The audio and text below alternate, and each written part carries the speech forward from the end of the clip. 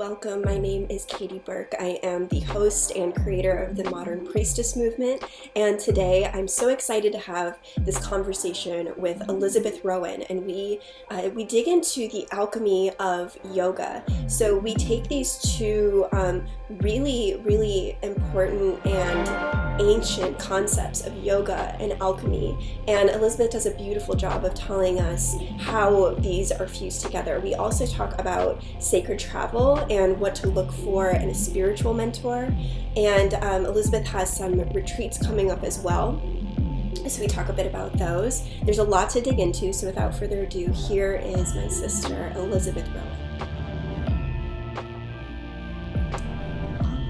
Here we go. I'm here with Elizabeth Rowan. I'm so excited to have you here with us in the Modern Priestess movement. Elizabeth, your website is thealchemyofyoga.com, and that's what I want to jump right into today, is talking about that word alchemy. So can you tell us, what does that mean? What is the alchemy of yoga? What does alchemy mean to you? It's such a trendy word right now that we're hearing thrown around a lot, so I'd love to hear your take on it. Absolutely. And Rewind, thank you so much. Yeah. Super glad to be here with you guys. So alchemy, wow, it's tremendous. And it started coming up for me a couple years ago. I had gone through tremendous death and rebirth and transformation, and felt like I had gotten far enough through and out to start exploring how to articulate that process, just personally and as a teacher. And my teacher insisted, because it is so trendy lately, get actively scholarly about it before going any further. So basically, like, you have to know the rules to break the rules. So alchemy first showed up for me as a way to just communicate the tremendous potential that transformation from the greatest thing, the most horrifying act, whatever it may be, to use that to our own advantage and own it and actively mine it for how we can grow. Alchemy, we usually kind of envision this Middle Ages, like, wizard, bearded figure, in the dark, working with metals and so on, and trying to transform things into gold. And essentially, so like yoga, it's all a beautiful metaphor. Yeah. They were working really to extract spirit from matter, which is same as small self, higher self union that we're seeking when we practice yoga. So that's kind of how it started. There's so many overlaps within the two fields of alchemy and yoga that you're able to layer them on each other almost endlessly. Everything from subtle body work to trinities. I mean, it's tremendous. Yeah. And I just feel like it's one of those ancient spiritual practices that never really went away.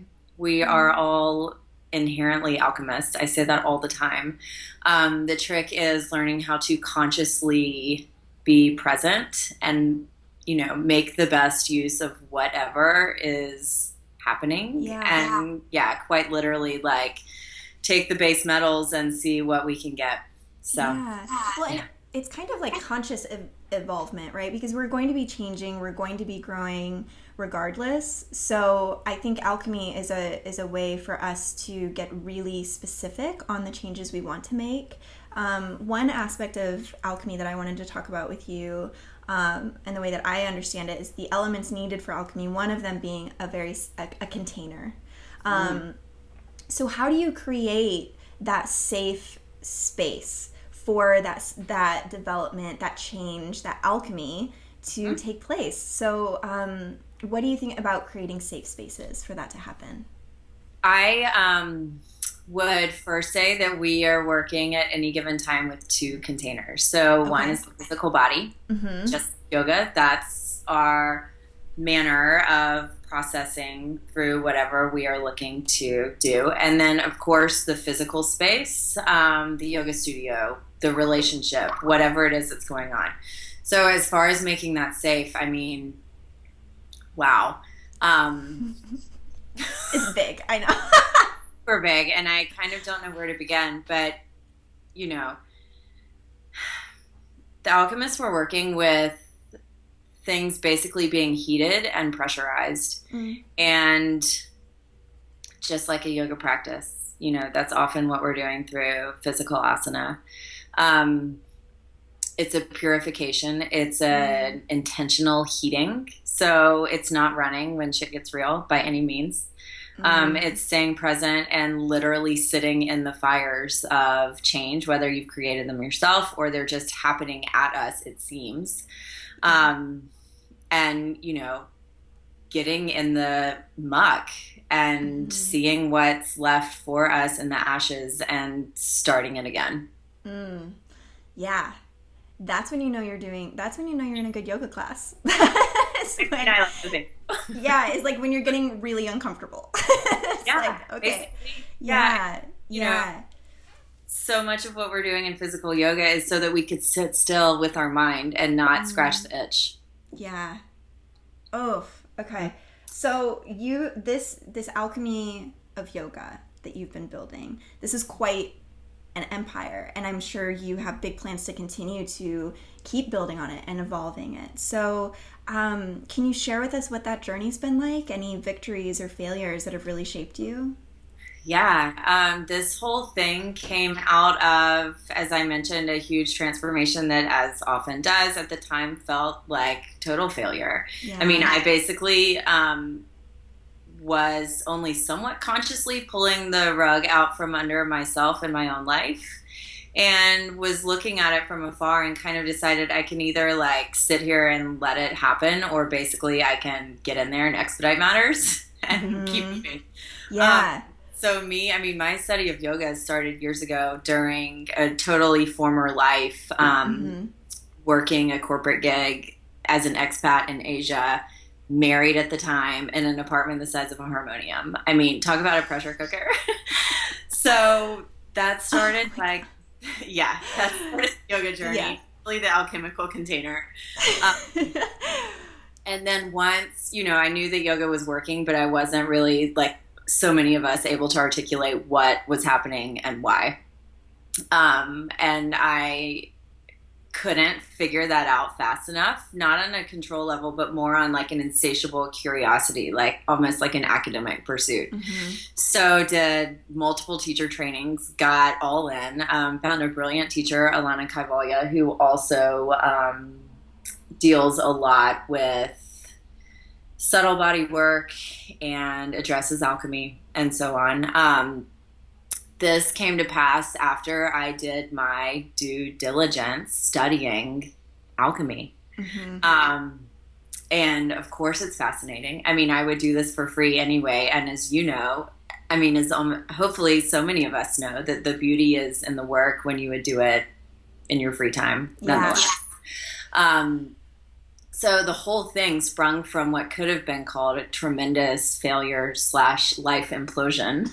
As far as little things, I'm learning on the daily, like learning the importance of how I share and manage my energy as, in a healing capacity. Dealing with other people has been a hard lesson to learn. I've been leading retreats for years now and just sent myself on the first one. Yeah, we have to talk about Peru. Yeah, so the air element is tremendous. The conscious use of our own energies for me is tremendous. Not absorbing everyone else's, but learning how to deal with it properly.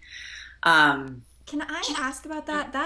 That's big. This discernment is really, and that unfortunately, I don't know if there's anything to speak to avoid, because I think it's one of those things you go through it and you're like, oh, right.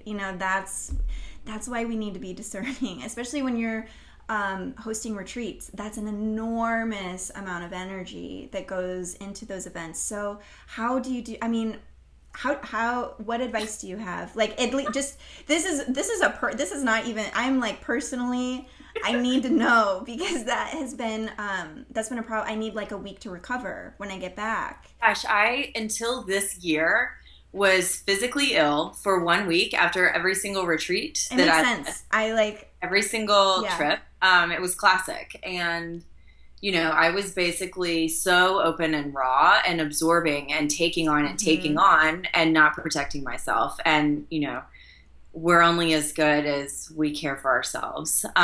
This also goes back to the container, like the sacred container concept, and purifying and retaining that as opposed to just, emptying it out and receiving whatever's there to take. Professionally, I have found, and it's been, again, hard lessons learned, but the trap of accepting gigs or clients or whatever it may be just because of the financial allure. And then you get in and you're committed and you thought, this chick's going to pay my rent or whatever. And then, you're earning it at that point. Oh, yeah. Basically, every penny. But on an alchemical perspective, I mean, the container is what we've got to work with. It's not the end, but it's definitely the means for now. Same with yoga. And, I learned a lot on a recent trip to Peru about how to tune in before interacting with people. And we don't always have that luxury, but when we do, we can do it. Just calling on spirit for what we need that day, asking for guidance and clarity and grace to heal someone else, but also resilience to not be absorbing. I also think that as a teacher, the best way we can do that is to fix our own shit. Like, I mean, you and I were talking earlier, and on a retreat and a workshop and a TT, whatever it is, it's not about us as the teacher. That's not like free therapy time. You guys don't want to hear a Dharma talk about my divorce or whatever's going on. Right. So I think it's super important for us as healers and teachers and whatever capacity we're in to forever be doing our own work so that we are not like, leeching energy. Absolutely. This is good. So I wanted to ask you about, you just recently hosted your own teacher training, right? And I am not fluent in the in the yoga vocabulary and I was sharing before we got started, I was like, I had this really horrible experience like with a yoga teacher, and it really turned me off, and I kind of just like never got back. I've recently I met like some amazing people, and there are amazing people, but it's such a broad field that sometimes you go to a class and it's really unfortunate. So you, as a teacher, what can you tell both students and teachers, like as you were crafting your experience and teaching from your heart, from what you feel is important to start birthing into the world? What was that experience like for you? I mean, I want to hear everything. I want to know all about that. So I'm about 36 hours out from my first full immersion weekend of a 100-hour that I created based on the alchemy of yoga. I think as a teacher, almost like what I was just mentioning, a tremendous part is it not being about me. Yeah. The training, whatever it is. And that's hard and that's rare. That's probably the best thing that I learned from my teacher. And I sought her out because I wanted somebody whose teachings were grounded in the history of yoga, tremendous integrity, like a scholarly pursuit, and again, had the experience and wherewithal for it to not be a personal ego project or a vanity project, but someone who was seeking to hold the container, someone who was seeking to create that space and offer the resources and tools, but also remind us that at the end of the day, there's no out there, and it's in here. Absolutely. So, I mean, we spent a lot of time discussing that as a room full of teachers in this training, and the importance of, like I said, dealing with our own stuff before we step into this role. being prepared and capable to maintain a sacred, safe space without polluting it with our own life stuff. I mean, you know. Well, and something we were talking about before the call was this concept of a spiritual ego, which can be really, especially to people who are new to finding their own spiritual practice, very confusing. It's a hairy monster, really, once you really see it for what it is. But, you know, and I just relaunched and rebranded my website, and I had to personally be really careful. I felt for the first time that, like, this spiritual ego that wanted to, like, get involved with it. And what you were saying earlier about it's not about me, right? It's not, but it's about the work, and it's about the container that I want to create that could, if necessary, could be handed off to another woman to do that. You know what I mean? It's not me. Right. So I don't know. Is there anything that you want to speak of with that concept? Spiritual ego is huge, and you know, it's it could be argued that it was maybe not ever absent, but certainly is more present now with the onslaught of social media as a necessary evil of this whole gig. Yeah. You know, and when you're presenting something, it's out there for the world, literally in black and white. Yeah, I mean, I say file that part under, like, do the work, because and you mentioned an unfortunate, like, teacher interaction. You know, when we're looking for teachers, I say due diligence is where it's at. Talk to people who've practiced with this person. Who did this person study with? Who did they study with?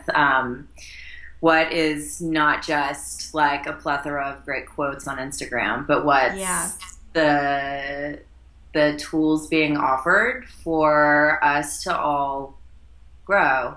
And again, not to be in this role of, like, audience members to a teacher's ego trip. Yeah. And that's, you know, that's the onus is on us as healers and teachers and as students and who we align with, especially in things like sacred travel, when you're talking about retreats. And, you know, a lot of us have maybe a week, a year off for vacation, and it's cherished time. Yeah. And a huge investment usually when you're doing these types of events. I mean, an investment like time and money and soul. Yeah. But you're traveling, you know, in some instances around the world with somebody who you may or may not have practiced with. And that's a whole topic of its own. Yeah. Well, tell us about, this is something that this year I've only just opened my eyes up to how beneficial sacred travel could be for me. And really so far that hasn't looked like anything major. I haven't done anything other than maybe I've done some retreats, but some solo travel just for me where it's not, you know, so this concept of giving myself permission that is important and it is something that I'm going to be needing personally is a really new permission slip that I'm giving myself. But it's fantastic. Yeah. I've been leading retreats since 2013 and just this year went on one for the first time. Thank God. Yeah. So, right? I mean, it's so easy though as healers or teachers to, again, take care of everybody else first and then the vessel is dry. Yeah. So what was that like for you? I want to hear a little bit more about Peru. I mean, can this become like a 3-hour session? Yes. It was incredible. It was a group of, you know, tremendously inspiring women, many of whom in similar capacities, just doing soul work and making sure that we are whole and complete to keep it up. And basically these were healers going in on themselves and the work. We had quite a literal sacred container of a yurt that was basically the womb. And everybody went in and 8 or 9 days later came out and you had been through all of the alchemical stages of transformation. But, you know, I realized as as I mentioned, I got sick every time I led a retreat for a week after I was out. Yeah. Every workshop, I needed a full day to physically recover. So this taking on basically started becoming non-negotiable that I look it in the eye. And that's how Peru came up. It was incredible. I can't say that enough. But I really do think that when you feel that drawing you, that it's important to listen. I mean, as women, we are so pleasing. Yeah.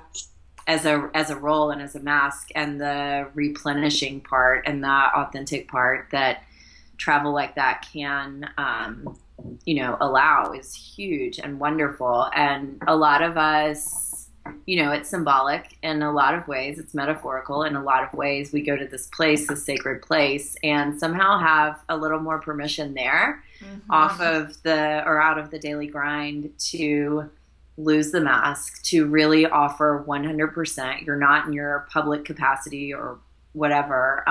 And so travel, I think, removes a lot that holds us back from, doing so much of the conscious work in the daily grind. Absolutely.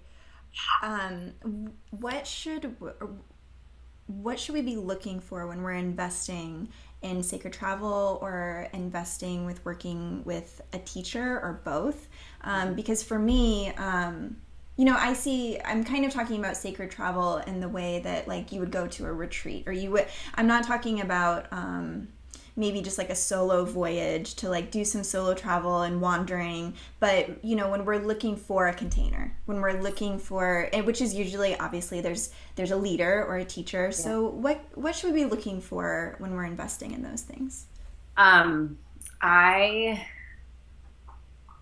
think that looking, really considering the place and a spiritual capacity is beautiful. Like, I've been to some places that I don't know I would have sought out on my own, that surprised me in the almost like dense mysticism of a landscape. So like the desert in Baja, Mexico, Peru, we were in the mountains, places that aren't here in Atlanta, Georgia, as lovely as Atlanta is. Yeah.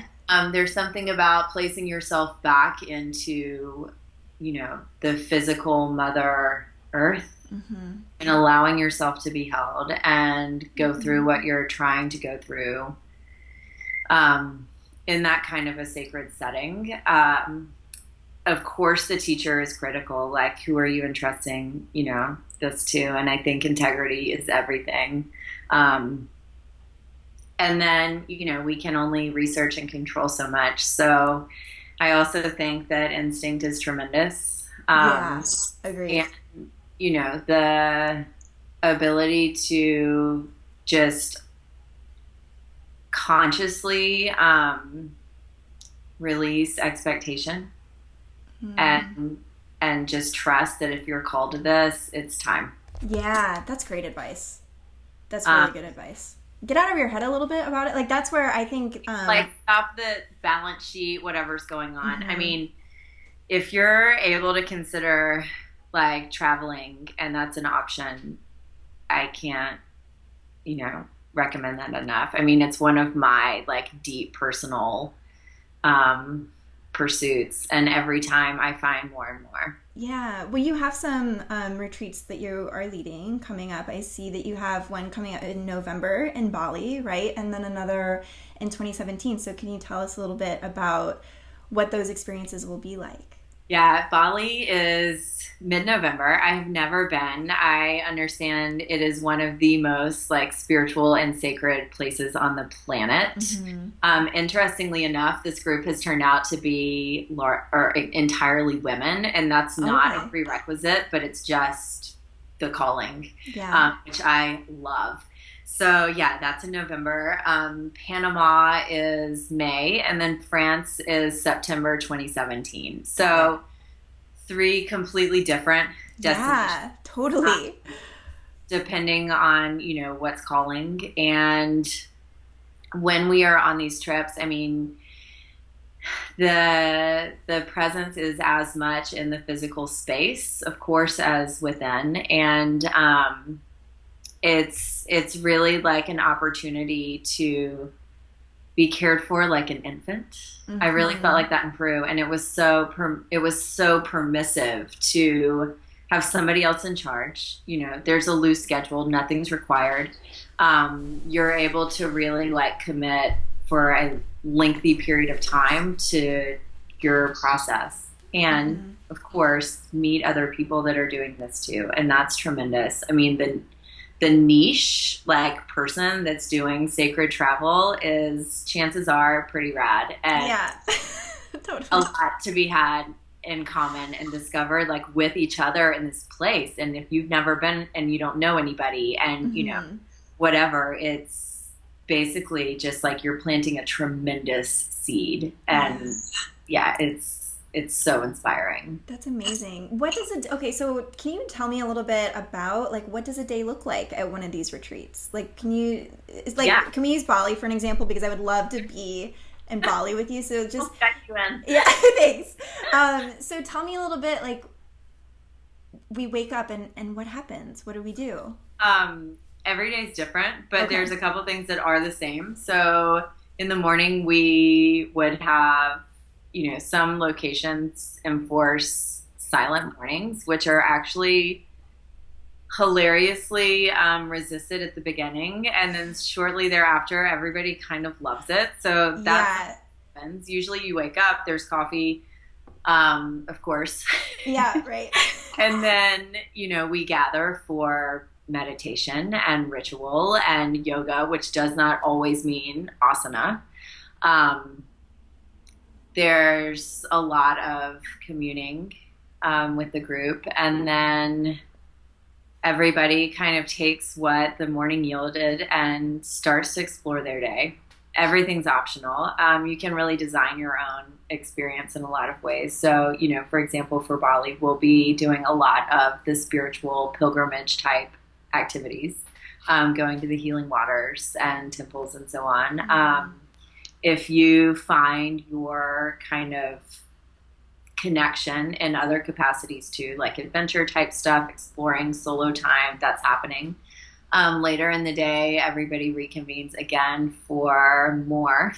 Yeah. Like exploration, journaling, spiritual practices, walking meditation, physical asana, workshops, journaling, and then it's time to be fed again and basically have like a beautiful free evening in this incredible space. So the location determines a lot, but some things are the same, and that's a consistent like ritual and yoga practice twice a day. And I can't emphasize enough that yoga is not synonymous with asana, the physical part. But, it's basically an opportunity to be cared for like an infant, to let go of any of the being in control, the planning, the timeline stuff, and show up and be led to our own work in a physical location that somehow, through the goddess, supports everything that we're doing. Yeah, absolutely.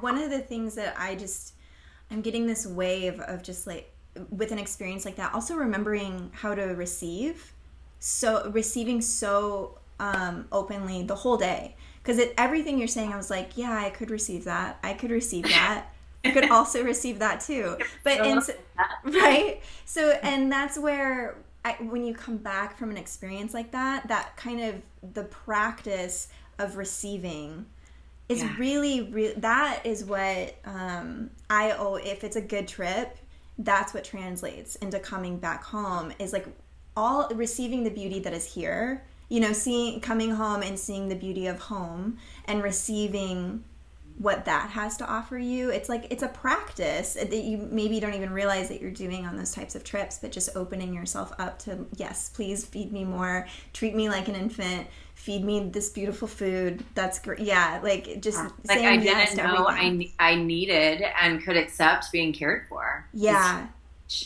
And then, you're right. I mean, I've been back from Peru for a month now, and I'm still weaving in little bits of the practices there to my daily existence, and thank God. Yeah. But yeah, travel, like, it's so fascinating because the physical trip time is, life-changing alone. And then when you're able to retain so much of that when you're back as a just means of continual, like, conscious evolution, it's tremendous. Yeah. Thank you so much for your time. Oh my God, are you kidding me? I love I love you. This has been so fun, and I'm absolutely keeping my eye out on these retreats. So Elizabeth is at thealchemyofyoga.com, and you also have a gorgeous Instagram that's very inspiring and very genuine. It's very authentic. So I would really encourage everyone to find you on Instagram as well. And is there, I don't know, anything else we should know before we wrap it up? Not from my side. I'm just deeply grateful that you're doing this work as well, and sharing so many women with each other.